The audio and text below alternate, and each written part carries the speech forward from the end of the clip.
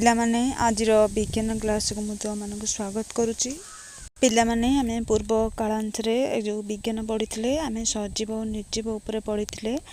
ସଜୀବ କେତେ ପ୍ରକାର ଓ ସଜୀବର ସବୁ ଗୁଣ ଗୁଡ଼ିକ କ'ଣ ଆମେ ସେ ବିଷୟରେ ବି ପଢ଼ିଥିଲେ। ତ ଆଉ ଟିକେ ଆମେ ସଜୀବର ଗୁଣ ବିଷୟରେ ଟିକେ ପଢ଼ିଦେବା। ତ ସଜୀବର ଗୁଣ ସବୁ ହେଲା ସଜୀବ ଖାଇପାରେ, ସଜୀବ ଛୋଟରୁ ବଡ଼ ହୋଇପାରେ, ସଜୀବ ବଂଶବୃଦ୍ଧି କରିପାରେ, ସଜୀବ ଶ୍ୱାସକ୍ରିୟା କରିପାରେ, ସଜୀବ ଅନୁଭବ କରି ପ୍ରତିକ୍ରିୟା ଦେଖାଇ ପାରେ। ଇଏ ହେଲା ସଜୀବର ସବୁ ଗୁଣ। ମାନେ ସଜୀବ ଖାଇପାରେ ଆମେ ତ ସବୁ ଜାଣିଛେ, ଯେମିତିକି ଆମେ ବିଭିନ୍ନ ପ୍ରକାର ଖାଦ୍ୟ ଖାଉ। ତାପରେ ଉଦ୍ଭିଦ ମାନେ ସେମିତି ମାଟି ଭିତରୁ ଜଳ ଓ ଖଣିଜ ଲବଣ ଶୋଷଣ କରନ୍ତି। ତେଣୁ ଉଦ୍ଭିଦ ମାନେ ମଧ୍ୟ ଖାଦ୍ୟ ତିଆରି କରନ୍ତି ଏବଂ ଖାଦ୍ୟ ଖାଆନ୍ତି। ତ ଆଉ ଗୋଟେ ହେଲା ସଜୀବ ଛୋଟରୁ ବଡ଼ ହୋଇପାରେ। ପିଲାମାନେ ଦେଖ ଏଠି କେମିତି ଯେଉଁ ଆମେ ଜାଣିଛେ ସଜୀବ ଯେଉଁ ଛୋଟରୁ ବଡ଼ ହୋଇପାରେ। ଦେଖ ପିଲାମାନେ ପ୍ରଥମେ ମଞ୍ଜି ଥିଲା, ତାପରେ କ'ଣ ହେଲା ନା ଛୋଟ ଛୋଟ ଗଛ ହେଲା, ତାପରେ ସେଥିରୁ ଯେଉଁ ମଞ୍ଜିରୁ ଗଜା ବାହାରିଲା, ତାପରେ ଛୋଟ ଗଛ ହେଲା, ତାପରେ ବଡ଼ ହେଇକି ସେଥିରୁ ପୁଣି ଫଳ ଧରିଲା। ଇଏ ହେଲା କ'ଣ ନା ଛୋଟରୁ ବଡ଼ ହେଲା। ସେମିତି ଆମେ ଛୋଟ ଥିଲେ, ଛୋଟରୁ ପୁଣି ବଡ଼ ହେଲେ। ଆମେ ଏବେ ଯେତିକି ବଡ଼ ଅଛ ଜନ୍ମ ହେଲା ବେଳେ ସେତିକି ଥିଲେ କି ନାହିଁ, ଆମେ ଛୋଟରୁ ବଡ଼ ହୋଇଛେ। ତା ଅର୍ଥ ଆମେ ଏବେ ଜାଣୁଛେ ଯେ ସଜୀବ ଛୋଟରୁ ବଡ଼ ମଧ୍ୟ ହୋଇପାରେ। ତ ନେକ୍ସଟ ଅଛି ସଜୀବ ବଂଶ ବୃଦ୍ଧି କରିପାରେ। ପିଲାମାନେ ଏଠି ଦେଖ କେମିତି ଗୋଟେ କୁକୁର କ'ଣ କରିଛି ନା ଛୁଆ ଜନ୍ମ କରିଛି। ତା ଅର୍ଥ ଏଥିରୁ ଆମେ ଜାଣୁଛେ ଯେ ସଜୀବ ବଂଶ ବୃଦ୍ଧି କରିପାରେ। ସେମିତି ଉଦ୍ଭିଦ ମଧ୍ୟ ବଂଶ ବୃଦ୍ଧି କରିପାରେ। ଯେମିତି ଉଦ୍ଭିଦ ଯେଉଁ ବଡ଼ ହେଲା ପରେ ଯେଉଁ ଫଳ ଦିଏ, ଫଳରୁ ଯେଉଁ ମଞ୍ଜି ବାହାରେ, ଆମେ ସେ ମଞ୍ଜିକି ଲଗେଇକି ପୁଣି ଆଉ ନୂଆ ଗଛ ସୃଷ୍ଟି କରିପାରୁ। ବା ପୁଣି ସେଇ ଗଛ ପୁଣି ବଡ଼ ହେଲା ପରେ ପୁଣି ସେ ଫଳ ଦିଏ ଏବଂ ସେଇ ଫଳକୁ ଆମେ ପୁଣି ସେଇ ଫଳରୁ ବାହାରୁଥିବା ମଞ୍ଜିକି ଆମେ ପୁଣି ପୋତିକି ଆମେ ପୁଣି ଆଉ ନୂଆ ଗଛ ସୃଷ୍ଟି କରିପାରିବା।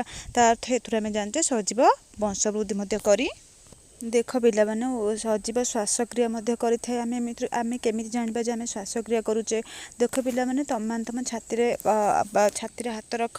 ଆମ ଛାତି ଉଠିବା ପଡ଼ିବା ପରି ଅନୁଭବ ହେଉଛି। ତ କାହିଁକି ଆମ ଛାତି ଉଠିବା ପଡ଼ିବା ପରି ଅନୁଭବ ହେଉଛି ନା ଯେତେବେଳେ ଆମେ ଶ୍ୱାସକ୍ରିୟା ଅର୍ଥ ବାୟୁ ଶରୀର ଭିତରକୁ ନେବା ଓ ଛାଡ଼ିବା କ୍ରିୟାକୁ ଆମେ ଶ୍ୱାସକ୍ରିୟା କହୁ। ମନେ ରଖିବା, ଶ୍ୱାସକ୍ରିୟା କହିଲେ ଶରୀର ଭିତରକୁ ବାୟୁ ନେବା ଆଉ ଶରୀର ଭିତରୁ ବାୟୁ ଛାଡ଼ିବା କ୍ରିୟାକୁ ଆମେ ଶ୍ୱାସକ୍ରିୟା କହୁ। ଦେଖ ଆମ ଛାତି ଉଠିବା ପଡ଼ିବା ପରି ଅନୁଭବ ହୁଏ କାହିଁକି ନା ଯେତେବେଳେ ଆମ ଶରୀର ଭିତରକୁ ଆମେ ବାୟୁ ନେଉ ଆମ ଛାତି ଉଠିବା ପରି ଅନୁଭବ ହୁଏ ଏବଂ ଆମ ଯେତେବେଳେ ଶରୀର ଭିତରୁ ବାୟୁକୁ ବାହାର କରୁ ସେତେବେଳେ ଆମ ଛାତି ପଡ଼ିବା ପରି ଅନୁଭବ ହୁଏ। ସେମିତି ଶୋଇଥିବା କୁକୁରକୁ ତମେ ଲକ୍ଷ୍ୟ କରୁଥିବ, ସେ ଖାଲି ତା ଶରୀର ଖାଲି ଉଠିବା ପଡ଼ିବା ପରି ଅନୁଭବ ହୁଏ କାହିଁକି ନା ଇଏ କେବଳ ଶ୍ୱାସକ୍ରିୟା ଯୋଗୁଁ ସମ୍ଭବ ହୁଏ। ତେଣୁ ଆମେ ଏଥିରୁ ଜାଣିଲେ ଯେ ଆମେ ଶ୍ୱାସକ୍ରିୟା ମଧ୍ୟ କରିପାରେ। ଗୁଣ ହେଲା ଅନୁଭବ କରି ପ୍ରତିକ୍ରିୟା ଦେଖାଇବା। ତ ପିଲାମାନେ ଅନୁଭବ କରି ପ୍ରତିକ୍ରିୟା ଦେଖାଇବା ଅର୍ଥ କ'ଣ?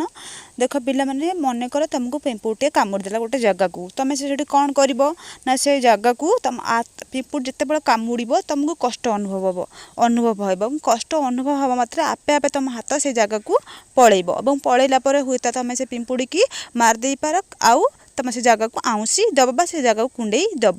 ତ ଏଇଟା ହେଲା ଅନୁଭବ କରି ପ୍ରତିକ୍ରିୟା ଦେଖାଇବା। ଯେତେବେଳେ ଆମକୁ ପିମ୍ପୁଡ଼ିଟେ କାମୁଡ଼ି ଦେଲା ତ ଆମକୁ କଷ୍ଟ ଅନୁଭବ ହେଲା।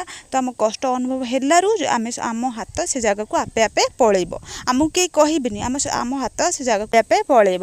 ସେମିତି ଆମେ ଲାଜକୁଡ଼ି ଲତା ଦେଖିଥିବା, ତ ଲାଜକୁଡ଼ି ଲତାକୁ ଟିକେ ଛୁଇଁ ଦେଲା ପରେ ସେ କ'ଣ ହେବ ନା ତା ପତ୍ର ଗୁଡ଼ିକ ବନ୍ଦ ହେଇଯିବ। କାହିଁକି ନା ସିଏ ମଧ୍ୟ ଅନୁଭବ କରି ପ୍ରତିକ୍ରିୟା ଦେଖାଇଥାଏ।